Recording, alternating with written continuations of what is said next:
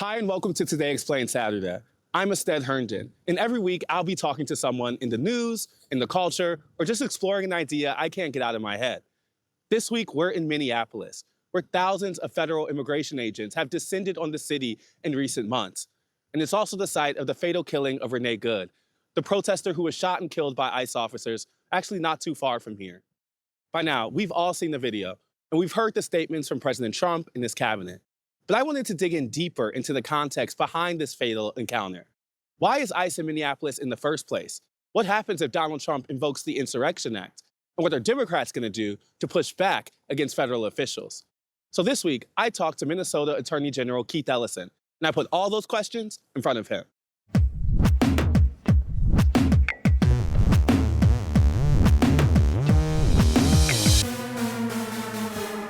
Attorney General Keith Ellison, thank you for joining us, particularly at this difficult time for your state. Good to see you, Ested. I wanted to talk to you not only because of the recent news, but also because you have had a history here in Minnesota. Sure. And also the political questions I think have come up for Democrats, for you, and others in response to Donald Trump's deployment here in Minnesota. Sounds good. Obviously, one of the unique things about this incident is how quickly the White House moved to place blame on the victim. Secretary of State Kristi Noem said this was an act of domestic terrorism almost immediately. Vice President JD Vance said that Renee Good was a, quote, deranged leftist. I wanted to know, did those statements impact your ability to go about your job, and if so, how? Yeah, I thought they were deeply callous, and I thought they showed no compassion for Miss Good or her family or her children or anyone. I thought to myself, this can't be how these officials are handling this. Normally, officials in my position and in theirs say, wait, let's do an investigation. We're very sorry for all concerned here. And that's been Democrats and Republicans. Democrats and Republicans. This is the normal way that we do these things. But we're not doing these things the normal way, and they came out swinging, justifying the actions of the officer right away. And my thought is, if the officer is as innocent as you claim that he is, why not let's just have a investigation and then say, look, this is a horrible tragedy, but here's the conclusion that we've come to after reviewing the evidence. That is not what they did, and that it just really is another reminder of how much we're in new territory right now.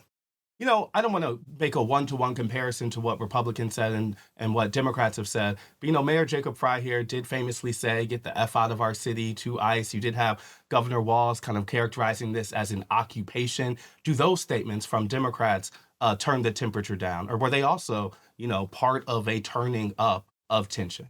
No, because those statements were made in reaction to the escalation in which there was no Democratic conduct that sort of brought this escalation on. So the dramatic escalation happens regardless of what either one of them say, temperate or intemperate.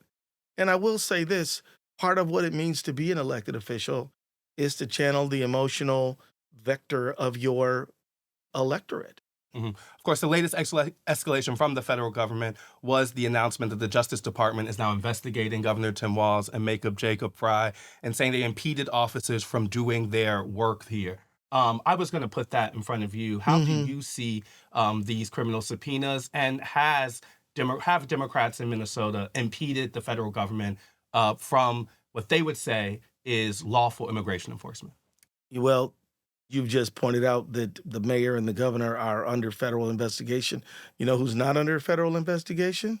Well, Jonathan Ross. That's who's not under investigation. So that gives you some window into the justice element of this, right? This is clearly a weaponization of the criminal justice system, just like Letitia James, just like James Comey, just like others who have been unjustly targeted out of revenge, out of malice, out of retribution. His word, right? The president's word. Yep. We've seen reporting that the federal government has shut out state and local agencies from the investigation into Renee Good's killing. Is that true? And what's the status of the federal investigation and its relationship to what you all are doing in the state? From the federal government's perspective, what we know is at least 3 or 4 things.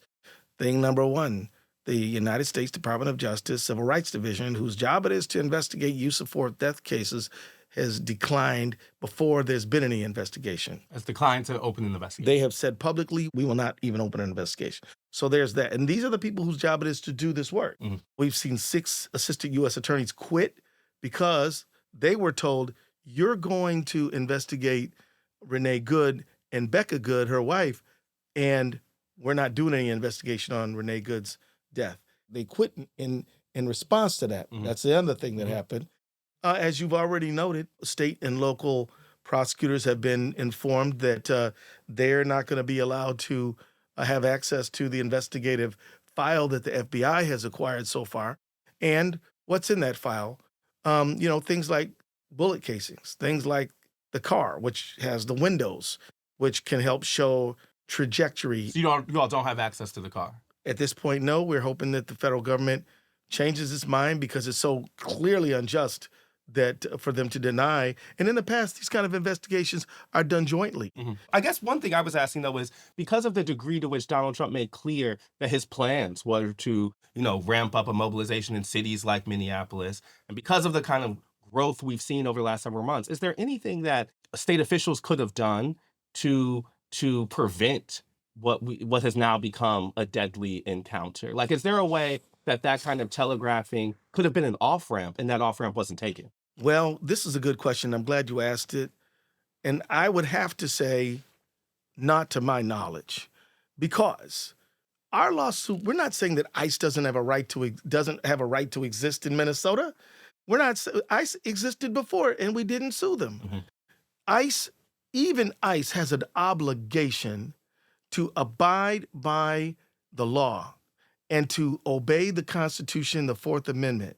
They have a obligation to not break and violate things like the Administrative Procedures Act. And the policy of the government through ICE cannot be arbitrary or capricious, and they can't violate the sovereignty of the state of Minnesota vis-a-vis the 10th Amendment. Mhm. So yeah, if ICE would have come here, and even if they'd have had more people, and then just operated in the way that ICE historically has operated, which some agree with and some don't. I tend to be not that big of a fan, but I don't question their existence. But this lawsuit is about their conduct now. And one thing I was going to ask, and this is not, again, I don't want to be placing blame on individuals. Yeah, you're with asking less a good power question. in this, but I want to put it in front of you. Like, these are peaceful protests, yes, but they are disruptive ones. And there are folks who are coming out with the purposes of, at minimum, annoying ICE, but at maximum, disrupting some of their activities. And we've heard that even from folks who go out on these things. Are those actions contributing to the environment of fear that we see? Look, in America, you have a right to express your views and peacefully assemble. That exercise of your right may be annoying to someone else. There's no guarantee under the First Amendment that everyone that speaks will say things that you find pleasing and agreeable. But the problem is exceeding the boundaries of the law. But what about things like blocking them on the street? What about things like, some of the whistles that we have seen? That whistle. Let's talk about whistles. How is blowing a whistle impeding the lawful exercise of a warrant for the arrest of an undocumented person? Now, can you assault an ICE officer? No, you're going to be arrested for that. Can you impede them? Well, like, define that word, though. I mean, because what they say impeding and what a court might say is impeding is different. So can you physically block them? No, you can't do that. Mhm. You can't. You cannot physically block them. Can you criticize them as you're not blocking them? Yes, you can. Mhm. So there's a whole range of conduct that Kristi Noem wants to say is impeding, but it's not impeding. It's First Amendment protected activity. And there are laws that, people, have to obey, like obstruction of legal process. But that is not just interrupting, it's interfering, right? These things do make a difference, right? I guess I'm saying, have Democratic officials done enough to tell their own kind of activist community, even though I know some of, have tell their own kind of protest anti-ICE community about that distinction? I Have they think done so. enough to make clear that these folks are doing what you say in terms of peacefully protesting and not obstructing? I think the answer is clearly yes, because there has not been. Look, there are some people who've broken the law and they've been arrested. And by the way, as a person who got arrested protesting in my youth, when you decide to do civil disobedience, you know what's coming you next. But that's not been what most people are doing. Mhm. You know, Trump has also consistently threatened to invoke the Insurrection Act. He has. And he has said that specifically about Minnesota, even recently. I want to, for folks who don't know, let's be clear that the Insurrection Act would allow Donald Trump to deploy federal forces without congressional authority, what could amount to a seeming federal occupation of Minnesota. Right. I wanted to know, have you all had, as Democratic state officials, had conversations about what to do if Donald Trump does invoke the Insurrection Act? Of course. What is a plan of pushback? I mean, how would the state respond to that level of escalation? In court. Mhm. No, this is something that can be tested and challenged in court, and we would do so. Mhm. We've been thinking that this is a possibility and have been hoping that it didn't happen, but planning for the eventuality if it did. What would what Insurrection Act mean for Minnesotans? Like, what would Minnesota under the Insurrection Act mean? It would mean that we had federal active duty troops patrolling our streets. It would mean that they'd probably be guarding ICE as ICE went about what it does, um, which is concerning because the way ICE does its business is been proven over and over again to be deeply problematic. It would not mean that the elections would be suspended. That's something that people should know. The Insurrection Act does not give Trump the right to suspend the election. We will that, but like putting active duty troops in the streets of Minnesota is extremely problematic. I mean, the reason that the framers of the Constitution broke with Imperial Britain is over this, and so it can't. It's hard to describe how bad it would be and damaging for our society. Plus, the Insurrection Act requires that the president show that the local authorities have been overwhelmed and can't do the job or won't do the job. And neither one of those things are true. I think even about the defund the police kind of slogans that came out of some of the George Floyd summer, and people now looking at the calls to abolish ICE and wondering if those things are the same thing. I wanted to put that in front of you as someone who's seen both of those things up close. When you hear calls now to abolish ICE, what do you think about that? And is that the solution for Minnesota? But the slogan was on the stage. Mhm. But what they were saying was more reform-ish. So, and then next thing you know, every Republican in America is accusing Democrats of defund the police. Mhm. So I believe that was always a political strategy because Republicans correctly said no, that most people do like their police department, and even low-income Black communities tend to say, we want good police, but we don't want to get rid of the police. Yeah, well, let's sit here for a second, because I do think that what you're saying is important in that it was not a mass call from the Democratic Party or Democratic elected officials to say defund the police. And I think, to the event you're talking about, it was more of an activist push that was around politicians more so than it was Democrats kind of embracing it themselves. Right. I guess I would say then, before we get to the abolish ICE part, did Democrats do enough then to make the distinction you're talking about and say, hey, yes, the activists are saying this, but we know our communities want some form of reform? Because I don't think that was that clear at the time.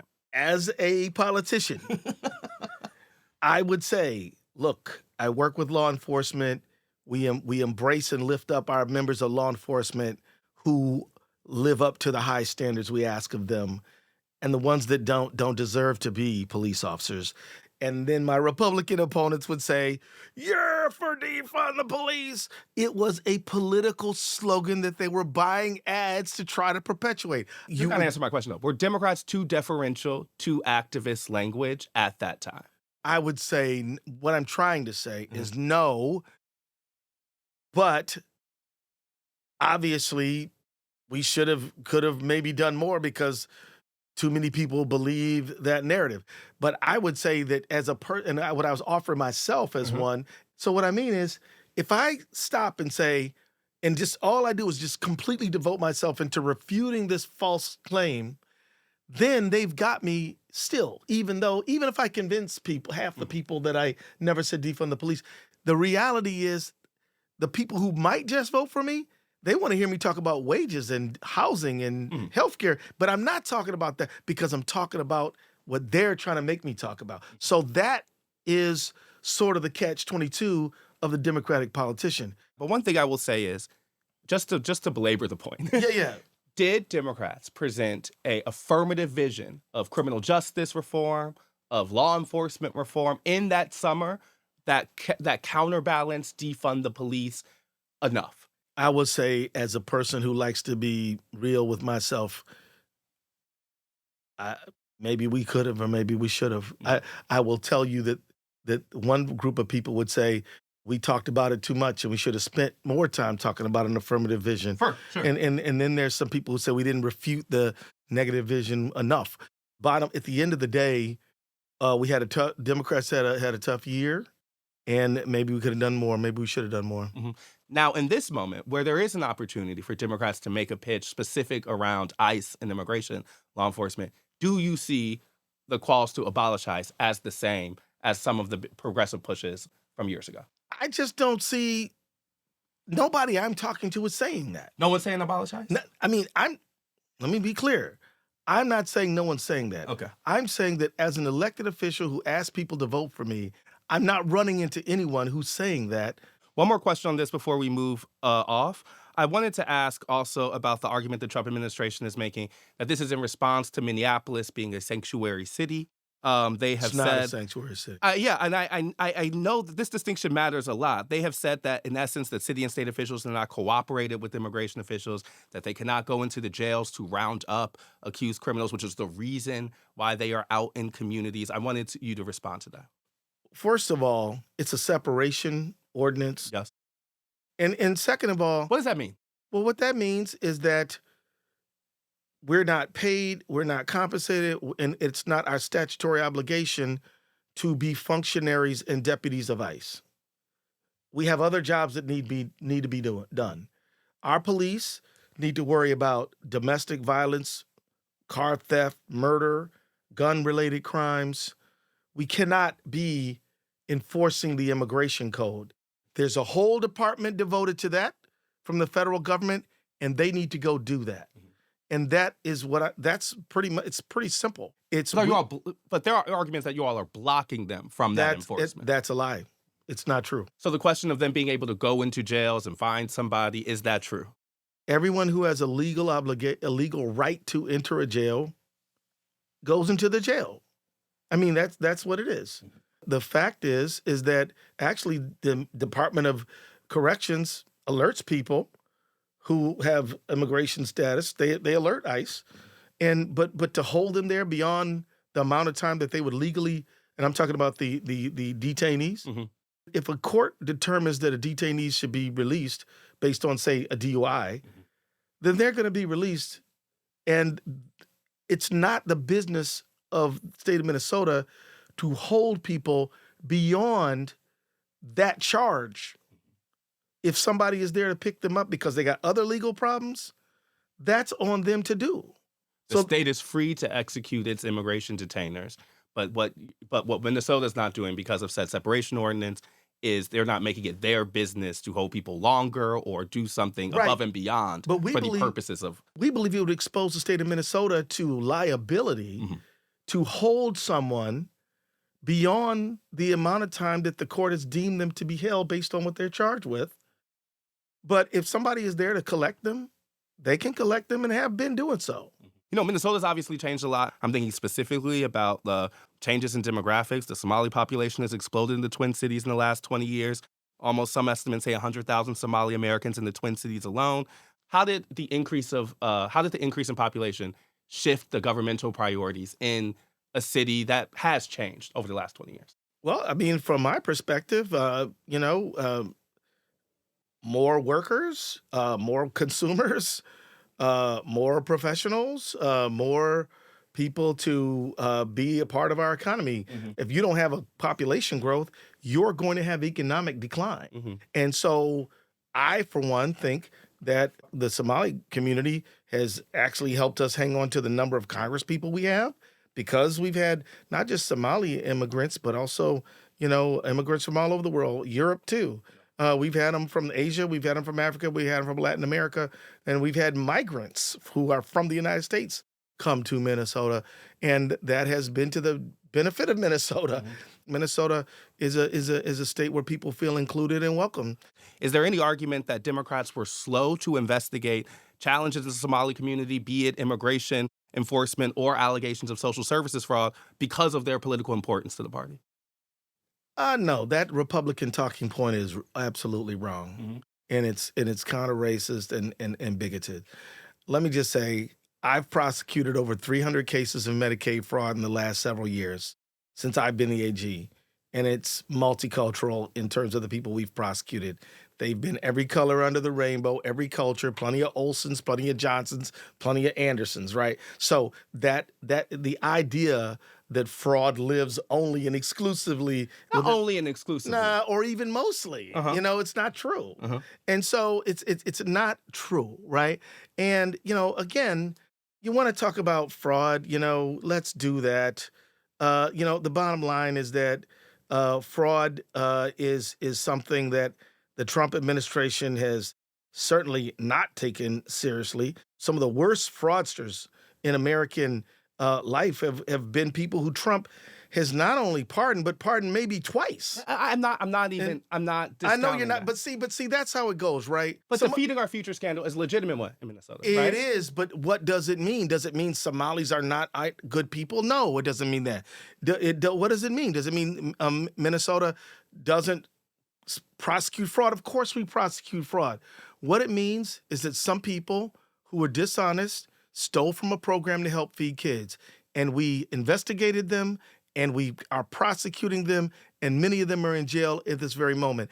And but here's the thing: there's people in there are people in every single state in this country who've committed fraud. Why is Minnesota the special selection for this sort of attention? And in fact, Trump says that all this ICE surge is about fraud, but he's sending armed men with guns wearing masks. He's not sending accountants. He's not sending forensic financial investigators. He's sending guns and aggressive men with guns. So you get to the impression that we're not really talking about fraud. We're talking about Somalis, and is that right? It's undeniably been fueled by Republicans who have, in bad faith, in several instances, misrepresented facts. I will say that as an absolute fact. Thank you for saying that, because it is true. But look, I have a Medicaid fraud program that I supervise as Attorney General. It has about 30 people in it. It's pretty busy all the time. And guess what else? Every other Attorney General also has a Medicaid fraud unit and is prosecuting people all the time. This thing is political. And let me just tell you, any politician who is sincerely trying to elect the people always laments when something doesn't go right, and always ask themselves, what could I have done to make it go better? And so sure, let's figure out what we could do better. Well, one reality of the impact of at least the of discussion around the allegations of fraud has been the Governor Walz stepping down from his campaign for re-election. I know that you have been rumored as a potential Democratic candidate for governor. I wanted to know what you thought of Walz's decision and if you're planning to enter the race. Walz is a dear friend of mine, and I'm so grateful for the time we spent in office. Whatever his decision he wants to make for himself and his family, I support it. What am I going to do? Let me tell you, I love the job that I have, and I feel a tremendous urgency to keep doing it. At the same time, what could a person do who wants to help people afford their lives if they were governor? But unfortunately, Alstead, I'm not here to make any announcements. Looking ahead, how do you push back against a Trump administration that is continuing to target Minnesota and shows no signs of stopping? Telling the public the truth about what's going on, that's part of the pushback. Supporting the county of Hennepin in their investigation regarding the death of Renee Good, that's pushback. And putting forth a positive vision and encouraging people to protest in a disciplined manner, that's pushback. And then encouraging people to vote like their lives depended upon it, because I think that they really, really do. Certainly our democracy depends upon it.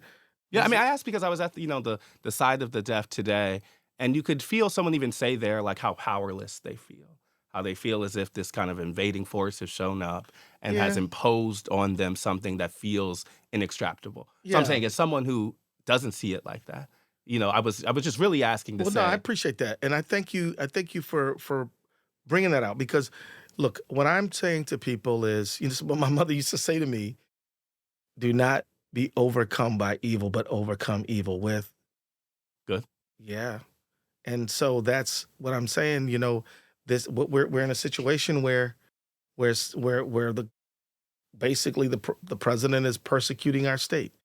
Stay firm, stay strong, stay faithful, and we're going to get through this. We are going to get through this. I promise we will get through this, and we're going to get through it better than ever. We need a leader to bring us together, not one to separate us like him.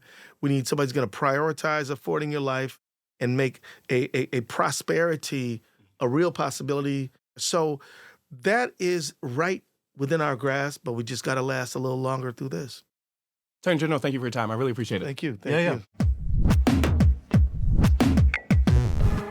So just days after I spoke with the Attorney General, the Justice Department subpoenaed him and other Minnesota Democrats, alleging that they had impeded federal immigration proceedings. Vice President JD Vance also visited Minneapolis this week, showing his support to law enforcement, but also sending a clear political message that this White House is doubling down on its war against blue cities and Minneapolis specifically. This all speaks to the reasons of why I wanted to go there in the first place.